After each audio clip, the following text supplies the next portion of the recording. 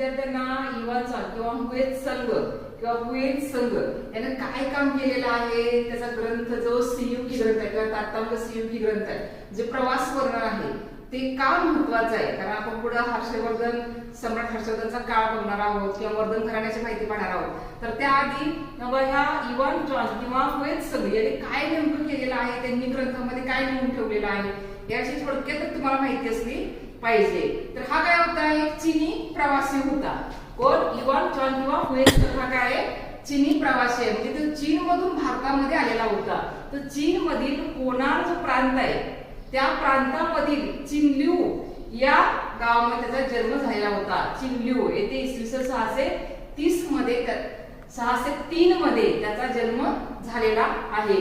तर त्याला 4 भावंड म्हणजे ते 4 भावंड होते, 4 भाऊ होते ते. तर त्यातला हा सर्वात लहान असा भाऊ होता.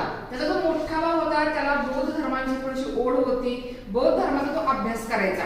म्हणून त्याने काय केले, जो लहान भाऊ आहे युवान चॉंग याला त्याने काय केले, लोपांग इथं जे बौद्ध धर्माचं केंद्र होतं त्या लोपांगला नेऊन तिथं त्याला दीक्षा दिलेली आहे आणि तिथं तो अभ्यास करायचा. हा जो युवान चॉंग आहे अतिशय हुशार, अत्यंत जिज्ञासू, अत्यंत ज्ञानी असा हा होता. त्यामुळे त्याला तिथे जे काही ग्रंथ होते बौद्ध धर्माचे किंवा जे काही साहित्य होतं ते सगळं त्यानं अभ्यासलेलं होतं. तर आता वाटत होतं की जिथं बुद्धांचा जन्म झालेला आहे तिथलं ठिकाण पाहावं किंवा जे भारतामध्ये त्यांचा प्रचार प्रसार झालेला होता ती ठिकाणं पाहावे, तिथले ग्रंथ पाहावे आणि नेमकं मूळ तत्वज्ञान काय आहे बौद्ध धर्माचं ते पाहण्याचा एक उद्देश डोळ्यासमोर ठेवून तो भारतामध्ये यायला निघाला. पण चीनचा जो सम्राट होता त्याने पूर्णपणे नाकारलं. म्हणजे तू चीन सोडून भारतामध्ये जाऊ शकत नाही अशी परवानगी नाकारली. तरीही त्यानं ऐकलं नाही. कारण लक्षात घ्या, जेव्हा ज्ञान घ्यायची ओढ असते ना तेव्हा माणूस कोणाचं ऐकत नसतो. कारण ज्ञान महत्वाचं असतं, ज्ञान घेणं महत्वाचं असतं. त्यामुळे त्यानं काय केलं, चीनी सम्राटाला नाकारला तरी तो गुपचूप भारतामध्ये निघाला. तो जवळजवळ इसवी सन 629 मध्ये चीन मधून बाहेर पडला.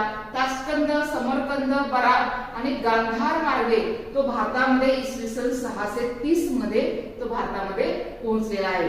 भारतामध्ये आल्यावर काय केलं, अगोदर काश्मीर मध्ये जाऊन संस्कृत भाषा शिकलेली आहे. संस्कृताचं ज्ञान घेतल्यानंतर त्यानं काय केलेलं आहे, जे नालंदा विद्यापीठ होतं त्या काळामध्ये बौद्ध धर्माचं केंद्र, तिथं त्यानं अध्ययन आणि अध्यापन दोन्ही कामं केलेले आहेत. प्रयाग, कौशांबी, अयोध्या, श्रावस्ती, कपिलवस्तू, कुशीनगर, पाटलिपुत्र, गया, राजगृह ही त्या काळात मोठी मोठी शहरे होती. त्या सर्व शहरांना त्यानं भेटी दिलेल्या आहेत. म्हणजे ही सर्व माहिती सम्राट हर्षवर्धन समजलेली होती. बाबा एक बौद्ध भिक्षुक आलेला आहे जो अत्यंत ज्ञानी आहे. त्यामध्ये दरबारामध्ये बोलवलं आणि बौद्ध धर्म परिषद कनौजला भरवलेली होती. तिथंच हा राहत होता. त्यामुळे त्यानं हर्षवर्धनच्या दरबारामध्ये संपूर्ण माहिती लिहिलेली आहे. त्यानंतर तो कुठे गेला, दक्षिणेमध्ये आला. दक्षिणेमध्ये चालुक्य सम्राट दुसरा पुलकेशी होता, त्याच्याही दरबारामध्ये तो राहिलेला आहे आणि त्यानंतर संपूर्ण दक्षिण भारत फिरलेला आहे. त्याने शेवटी ताताल शिवकी नावाचा ग्रंथ लिहिलेला आहे. त्या ग्रंथामध्ये भारतातलं सामाजिक, आर्थिक, धार्मिक, राजकीय, सांस्कृतिक जे काही जीवन आहे ते संपूर्ण जीवन त्या ग्रंथामध्ये लिहिलेलं आहे. त्यामुळे प्राचीन भारताचा अभ्यास करत असताना आपल्याला हे युवान चॉंग किंवा हुयेत संघ याचा जो ग्रंथ आहे शिवकी अत्यंत महत्वाचा आहे. त्यांच्यामुळे आपल्याला कळलं होतं की त्या काळामध्ये सामाजिक, आर्थिक, सामाजिक जीवन कसं होतं आणि कशा पद्धतीने सम्राट हर्षवर्धनचा दरबार होता, कशा पद्धतीने दुसरा पुलकेशीचा दरबार होता, तो महाराष्ट्रामध्ये सुद्धा येऊन गेलेला आहे. अजिंठ्यागडची लेणी पण पाहिलेली आहे. लक्षात घ्या, संपूर्ण भारत फिरलेला आहे आणि मग तो ग्रंथ लिहिलेला आहे. त्यामुळे आपल्याला त्या काळामधलं अत्यंत महत्वाचं साधन म्हणजे हुयेत संघ किंवा युवान चॉंग यांचा जो ग्रंथ आहे शिवकी तो आहे. समजलं?